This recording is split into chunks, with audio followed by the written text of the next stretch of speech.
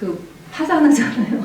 그래서 그냥 사정해서 데리고 나와가지고 집에 가고 이제 그런 생활을 했었어요. 그게 이제 10살 때부터였어요. 그래서 우리 아이가 정신지체에 간질을 가지게 됐어요.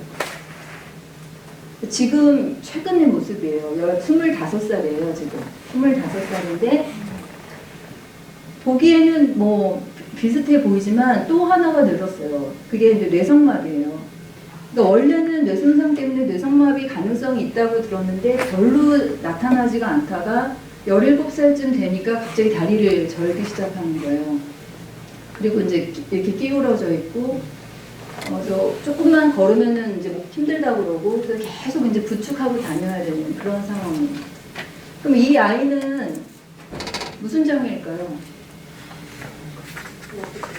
예, 복합장애죠, 복합장애. 근데 지금 IEP 상에서는 인텔렉츄얼 디서빌리티로만 나와 있어요.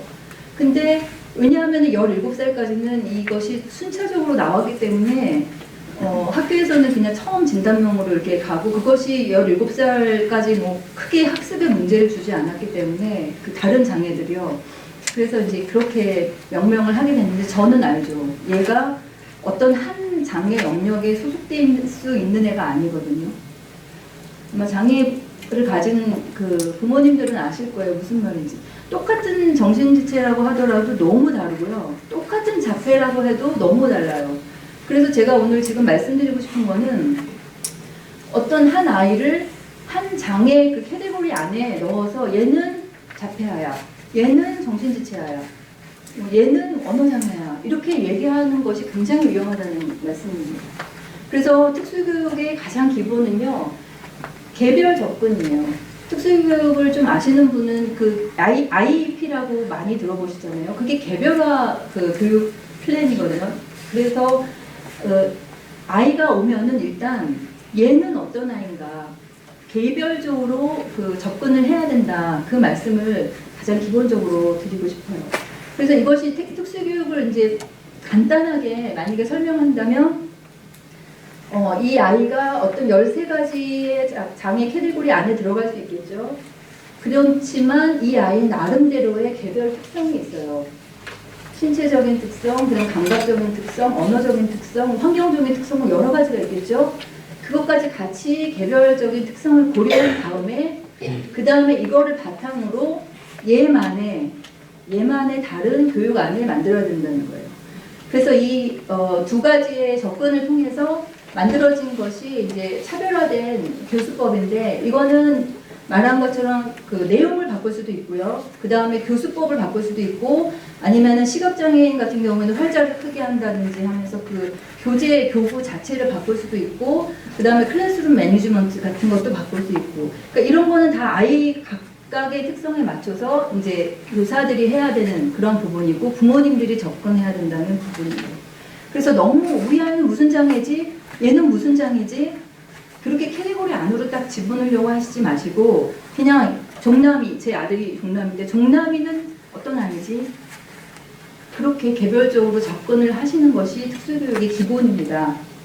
그래서 쉽게 얘기하면 특수교육이라는 건 어떤 플레이스먼트가 아니고요. 그래서 얘는 특수학교다, 얘는 특수반이다, 얘네는 얘네끼리 모여서 예배를 드리고 얘네끼리 교육을 받아야 된다. 그런 어떤 플레이스먼트가 아니라요. 특수교육은 각각을 위한 특별하게 제작된 교수 방법과 서비스다. 이렇게 이해를 하시면 쉬울 것 같습니다. 이해가 되시나요? 네. 예. 자, 그럼 이제부터는 장애별 특수교육 접근법인데요. 제일 먼저 지적장애인에 대해서 먼저 간단하게 말씀을 드릴게요. 제가 뒷부분에 뭐 한다고 그랬죠? 네, 가장 중요한 거. 그렇기 때문에 앞부분은 굉장히 빨리 지금부터 진행하겠습니다. 그 핸드아웃 다 받으셨죠? 예, 그거 참고하시면 될 것 같아요. 제가 가지고 있는 파워포인트가 그거보다 더 많거든요. 그렇지만 그래서 이제 그거 나중에 집에 가서 보셔도 되고요. 이 파워포인트 제가 만든 거를 보시면서 하시면 될 것 같아요. 네. 이 지적장애는 사실 정신지체라고 많이 알고 있으시죠? 근데 지금 그 사회적인 운동으로는 정신지체라는 말보다는 지적장애로 부르는 것이 더 좋다. 그래서 지적장애라고 멘탈 리타데이션이 아니라 인터렉츄얼 디서빌리티로 이렇게 바꾸자라는 얘기가 있어요. 그래서 그렇게 불리고 있지만 여전히 법이나 그다음에 의사들이 이렇게 쓰는 그런 용어는 멘탈 리타데이션이 더 많아요. 그래서 이것이 지금 혼용돼서 쓰여지고 있다는 거를 인지를 하시면 되고요. 8살 전에는 이 아이를 멘탈 리타데이션이라고 부르는 것이 너무 가혹하다. 그래서 디벨롭멘탈 딜레이라고 얘기를 하자. 그래서 또 그렇게 발달 지체로 또 불리기도 합니다. 그래서 지적 장애는 어떤 아이들이냐면은 일단 지적인 능력이 굉장히 현저하게 떨어지고 동시에 그 적응 행동 능력이라는 그 캐테고리가 있는데 그것이 같이 떨어지는 아이를 얘기해요. 그래서 이 둘 중에 하나만 떨어지면 지적장애가 아니라 이 두 가지가 같이 현저하게 떨어지는 경우를 지적장애라고 합니다. 이 적응행동 능력이라는 거는 뭐를 얘기하냐면 신변 처리 능력 같은 거죠. 혼자 옷 입고 뭐 화장실 가서 토일레팅 하고 뭐 이런 부분이랑 그 다음에 이제 무슨 돈에 대한 개념을 안다든지 사회적인 규칙을 이해한다든지 그런 그 데일리 리빙 스킬 같은 거예요. 그러니까 일상생활을 하는데 필요한 그런 스킬들이 좀 많이 떨어지는 경우, 그리고 지적 연령이 함께 떨어지는 경우에 그리고 18살 이전에 이것이 문제가 되는 경우 지적 장애로 그렇게 분류를 합니다. 그래서 지적 장애 학생의 학습 특성이 있어요. 이 아이들은요 굉장히 느리게 배우는 학습자예요. 그렇지만 못 배우는 건 아니에요. 자기 수준에 맞게 계속 배우고는 있어요. 근데 늦게 배워요. 저희 아들 같은 경우에는 그 양말을 제대로 신는 거를 가르친다는 3년 걸린 것 같아요. 말이 3년이죠. 속이 이렇게 복장이 터지죠, 진짜. 어떻게 하냐면은 침대에 앉혀가지고 발을 이렇게 올려라. 그 다음에 양말을 발 모양이랑 똑같이 이렇게 맞춰라. 퍼즐 맞추듯이요. 그 다음에 이렇게 신어라. 그 다음에 이쪽 발을 올려라. 그 다음 둘 중에 또 하나 남은 걸 가지고 발 모양에 맞춰서 대라. 그 다음에 신어라. 단계별로 계속 하는데 3년 걸렸어요. 그래도 나중에는 하더라고요. 제가 마지막에 3년째 되는 날 얘가 양말을 혼자 신는 날 제가 울었어요. 얘가 하는구나. 할 수 있구나. 근데 보통 그게 왜 3년이 걸렸냐면 제가 중간중간에 스킵한 날도 많았지만 왜 그러냐면 아침에 학교를 빨리 가야 되는데 또 언제 하고 기다리고 있어요. 그렇기 때문에 놓치는 부분이 굉장히 많지만 이 아이들은 기억을 하셔야 되는 게 항상 배우고 있다는 거.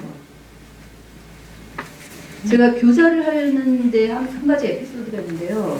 저는 그때 유치부 교사여서 오전 수업 끝나고 나서 식당에 가서 밥 먹고 와서 오후 수업을 이제 준비해야 되는 그런 시간이었는데 오전 수업이 끝나서 이제 나가려고 하는데 한 중학교 정도 정신지체 아이가 이렇게 길바닥에 털썩 주저앉아가지고 책가방을 막 고치는 거예요. 뭐가 문제가 있는 것 같아요.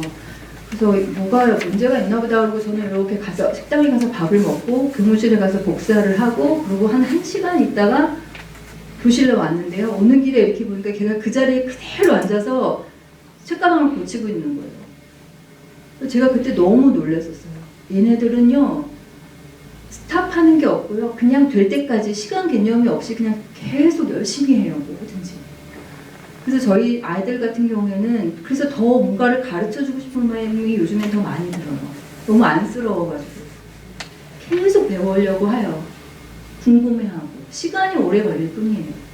계속 배우고 있습니다. 그거를 잊지 않으셔야 되고요. 이 아이들은 그렇지만 또 실패감이 너무 많아요. 그래서 쉽게 어렵다는 생각이 들면은 쉽게 포기하고 좌절해버려요. 안 할래. 그리고 이제 제가 막 옛날에 한번 그 돼지 뭐 이러면서 귀여우니까 전 나름대로 계속 야 돼지 막 이러면서 돼지 밥 먹어라 막 이러면서 불렀거든요. 근데 나중에 무슨 대화를 하는데 갑자기 자기는 못생겼대요. 자기 돼지래요.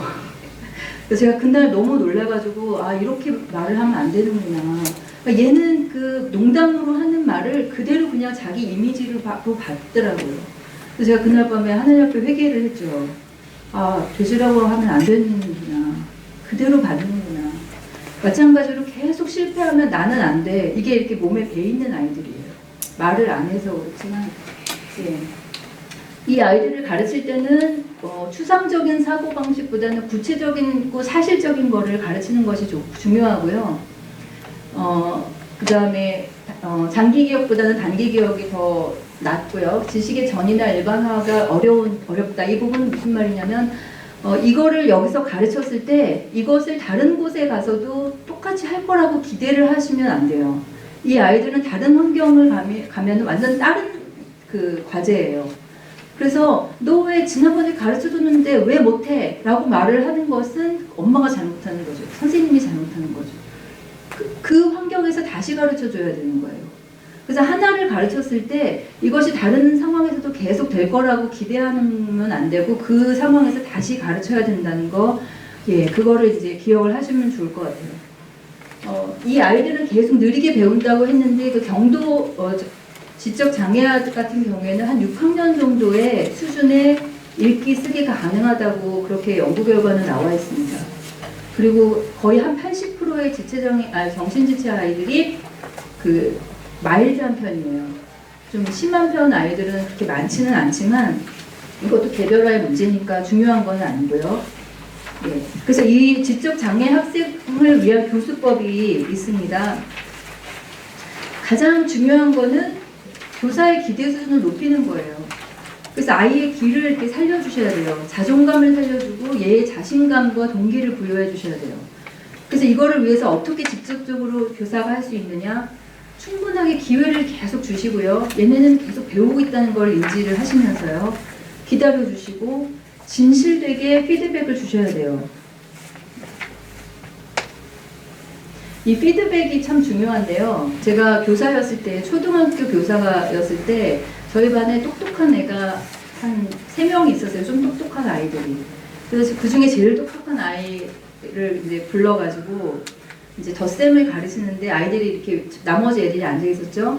그래서 제가 칠판에다가 2 더하기 3은 했어요. 그러니까 이 아이가 와가지고 5라고 딱 썼어요. 맞죠? 근데 제가 아이들한테 얘들아 이거 맞았니? 그랬더니 애들이 아니요 다 틀렸어요 그런 거예요. 그러니까 얘가 울고 막 눈물을 흘리면서 그 자리로 돌아가는 거예요. 그래서 제가 그때 내가 잘못했구나. 이렇게 피드백을 주면은 얘는 그 안 좋은 피드백을 받는 거죠. 자기는 맞았는데 반 모든 아이들이 틀렸다고 하니까 제가 반 아이들의 수준을 고려하지 않고 아이들한테 물어본 거예요.